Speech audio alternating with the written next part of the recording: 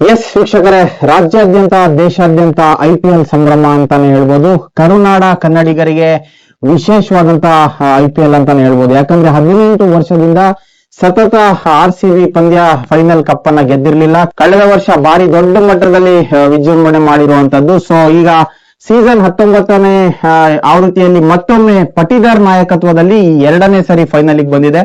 ನಾಳೆ ಕಪ್ ಬೆಂಗಳೂರು ಗೆಲ್ಲಬೇಕು ಅಂದ್ರೆ ಖಂಡಿತ ಈ ವಿಡಿಯೋ ನೋಡಿ. ನಾಳಿನ ಒಂದು ಪಂದ್ಯದ ವಿಶೇಷವನ್ನ ಇವತ್ತು ನಾವು ಒಂದು ಚರ್ಚೆ ಮಾಡ್ತಾ ಇದ್ದೀವಿ. ನಮ್ ಜೊತೆ ಇದ್ದಾರೆ ಅಂಜನ್ ಕುಮಾರ್ ಅವರು. ಅಂಜನ್ ಅವರೇ ನಮಸ್ತೆ, ಕಾರ್ಯಕ್ರಮಕ್ಕೆ ಸ್ವಾಗತ. ಹರ್ಷದ್ ಅವರೇ ನಿಮ್ಗೂ ಕೂಡ ಸ್ವಾಗತ. 18 ವರ್ಷದ ಕನಸು ಕಳೆದ ವರ್ಷ ನನ್ಸಾಯ್ತು.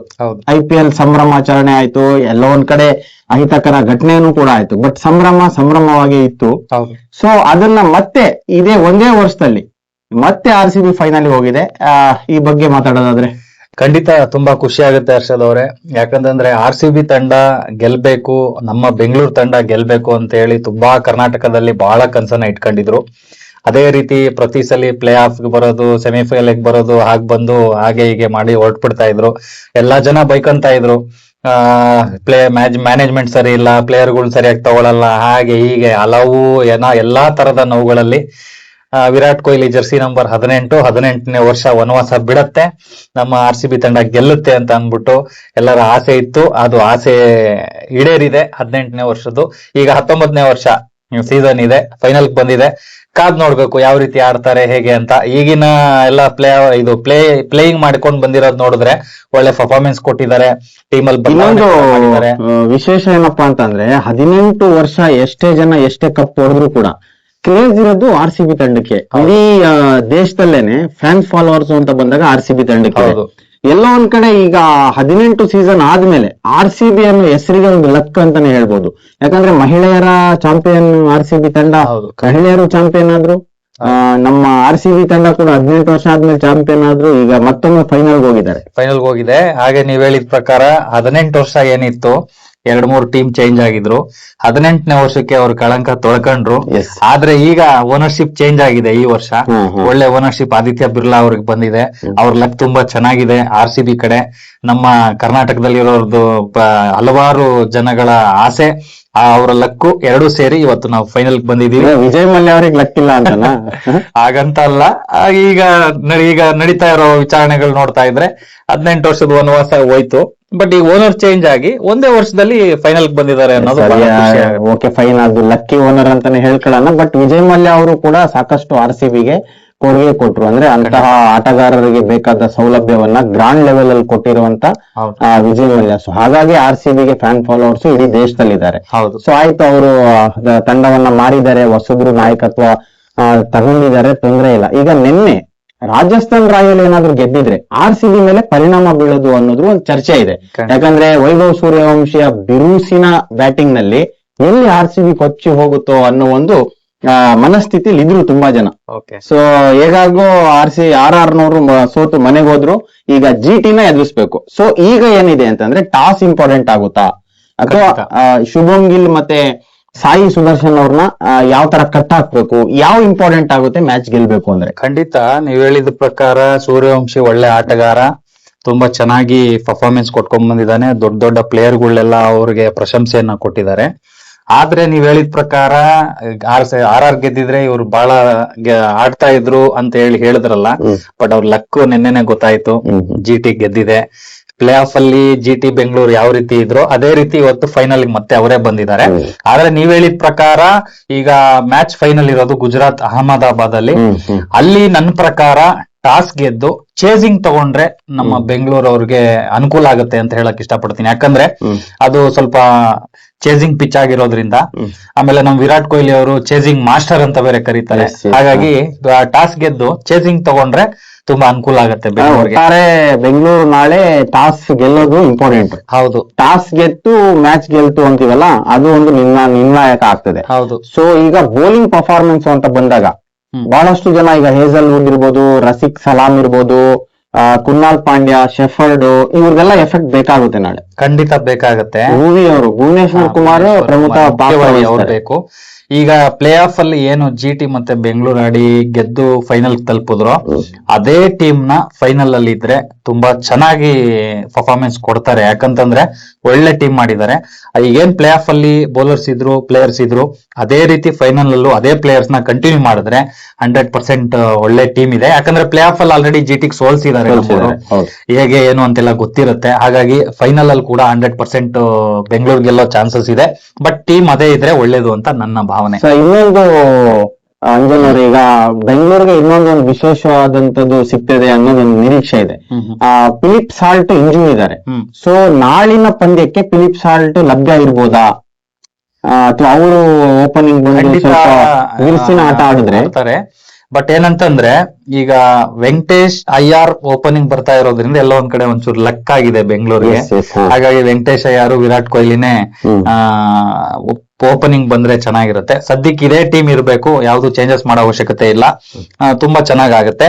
ಆಮೇಲೆ ಅಹಮದಾಬಾದ್ ಮೊದ್ಲೇ ಸ್ವಲ್ಪ ದೊಡ್ಡ ಪಿಚ್ಚು, ಅಲ್ಲಿ ದೊಡ್ಡ ದೊಡ್ಡ ಬೌಂಡ್ರಿಗಳು, ಆಮೇಲೆ ಸ್ಪಿನ್ನರ್ ಮಧ್ಯಮ ಓವರ್ ಅಲ್ಲಿ ಚೇಸ್ ಆಗೋ ಚಾನ್ಸಸ್ ಇರೋದ್ರಿಂದ ಎರಡನೇ ಬ್ಯಾಟಿಂಗ್ ತಗೊಂಡ್ರೆ, ಬೌಲಿಂಗ್ ತಗೊಂಡು ಟಾಸ್ ಗೆದ್ದು ಚೇಸಿಂಗ್ ನ ಮಾಡಿದ್ರೆ ನಮ್ಮ ಬೆಂಗಳೂರವರು ಖಂಡಿತವಾಗ್ಲೂ ನಮ್ಗೆ ಅನುಕೂಲ ಆಗುತ್ತೆ. ನೋಡಿ, ಫೈನಲ್ ನ IPL ಕರಿಯರ್ ಅಲ್ಲಿ ಫೈನಲ್ ತಂಡನ ಫೈನಲ್ ವರ್ಗೂ ಕರ್ಕೊಂಡು ಹೋಗಿರೋದ್ರಲ್ಲಿ ಸಾಕಷ್ಟು ಜನ ನಾಯಕರು ಇದ್ದಾರೆ. ಅದರಲ್ಲಿ MS ಧೋನಿ ಅವ್ರು ಬರ್ತಾರೆ, ಮತ್ತೆ ನಮ್ಮ ರೋಹಿತ್ ಶರ್ಮಾ ಅವ್ರು ಬರ್ತಾರೆ, ಮತ್ತೆ GT ಅವರು ಕೂಡ 2 ಸತಿ ಫೈನಲ್ ಹೋಗಿದ್ದಾರೆ. ಅದೇ ರೀತಿ ಪಟ್ಟಿದಾರ್ ನೇತೃತ್ವದಲ್ಲಿ ಇದು 2ನೇ ಬಾರಿ ಬೆಂಗಳೂರು ಫೈನಲ್ ಬಂದಿರೋದು. ಒಂದು ವಿಶೇಷ ಏನಪ್ಪಾ ಅಂತಂದ್ರೆ, ಫೈನಲ್ ನಡೆಯೋದು 31ಕ್ಕೆ, ಅಂದ್ರೆ ನಾಳೆ.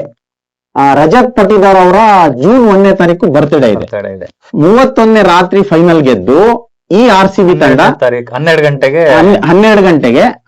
ಅಷ್ಟೊತ್ತಿಗೆ ರಿಸಲ್ಟ್ ಬರುತ್ತೆ.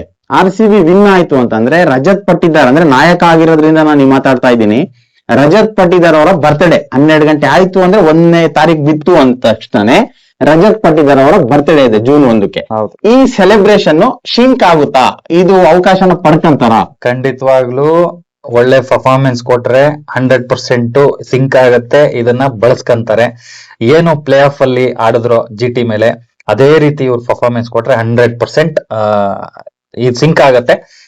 ಗೆದ್ದ ಮೇಲೆ ಮಾಮೂಲಿ ಸೆಲೆಬ್ರೇಷನ್ ಇರುತ್ತೆ, ಡಬಲ್ ಸೆಲೆಬ್ರೇಷನ್ ಆಗುತ್ತೆ. ರಜತ್ ಪಟ್ಟಿದಾರ್ ಅವರು ಈಗ ಏನಂತಂದ್ರೆ ಅಲ್ಲಿ ಏನಿದೆ ಅಂತಂದ್ರೆ, ಒಂದು ಕೆಂಪು ಮಣ್ಣಿನ ಟ್ರ್ಯಾಕ್ಗಳು ಇರೋದ್ರಿಂದ, ಸ್ಲೋ ಬೌನ್ಸರ್ ಬರೋದ್ರಿಂದ ಬ್ಯಾಟರ್ಸ್ ಗಳಿಗೆ ಆರಾಮಾಗಿ ಬೌಂಡ್ರಿ ಹೊಡೆಯೋದಕ್ಕೆ ಅನುಕೂಲ ಆಗುತ್ತೆ. ಹಾಗಾಗಿ 100% ಟಾಸ್ ಬೆಂಗಳೂರು ಹಾಕ್ಬೇಕು, ಚೇಸಿಂಗ್ ತಗೋಬೇಕು, ಅಂದ್ರೆ ಬೌಲಿಂಗ್ ತಗೋಬೇಕು. ಅವಾಗ 100% ನಮ್ಮ ಗೆಲ್ಲೋ ಸಾಧ್ಯತೆಗಳಿರುತ್ತೆ. ಟಾಸ್ ಗೆದ್ದು ಮೊದಲು ಬೌಲಿಂಗ್ ಮಾಡಿ ಬೆಂಗಳೂರು, ಮತ್ತೆ ಚೇಸಿಂಗ್ ಮಾಡಿದ್ರೆ ಅನುಕೂಲ ಆಗುತ್ತೆ ಗೆಲ್ಲೋದಕ್ಕೆ ಅನ್ನೋದು ಒಂದು. ಹಾಗೆ ಈಗ ಓಪನಿಂಗ್ ನಮ್ಮ ಬ್ಯಾಟ್ಸ್ಮನ್ ಗಳು ಏನಿದ್ದಾರೆ, ನಮ್ಮ ವಿರಾಟ್ ಕೊಹ್ಲಿ ಮತ್ತೆ ಅದೇ ರೀತಿ ವೆಂಕಟೇಶ್ ಅಯ್ಯರ್ ಅಥವಾ ಫಿಲಿಪ್ ಸಾಲ್ಟ್ ಯಾರು ಬರ್ತಾರೋ ಅದು ನಾಳೆ ಗೊತ್ತಾಗುತ್ತೆ. ಬಟ್ ಓಪನಿಂಗ್ ಅಲ್ಲಿ ಇವ್ರು ಪವರ್ ಪ್ಲೇ ಅಲ್ಲಿ ಏನ್ ಮೊತ್ತ ಕಲೆ ಹಾಕ್ತಾರೋ ಅದು ಕೂಡ ನಿರ್ಣಾಯಕ ಆಗಿರ್ತದೆ. ಸೊ ನಮ್ಗೊಂದು ಬೇಜಾರು ಕರ್ನಾಟಕ ಕನ್ನಡಿಗರ ಏನಪ್ಪಾ ಅಂತ ಅಂದ್ರೆ, ಚಿನ್ನಸ್ವಾಮಿ ಸ್ಟೇಡಿಯಂ ಅಲ್ಲಿ ಫೈನಲ್ ಮ್ಯಾಚ್ ಇಲ್ಲ ಅನ್ನೋದು ಒಂದಿದೆ.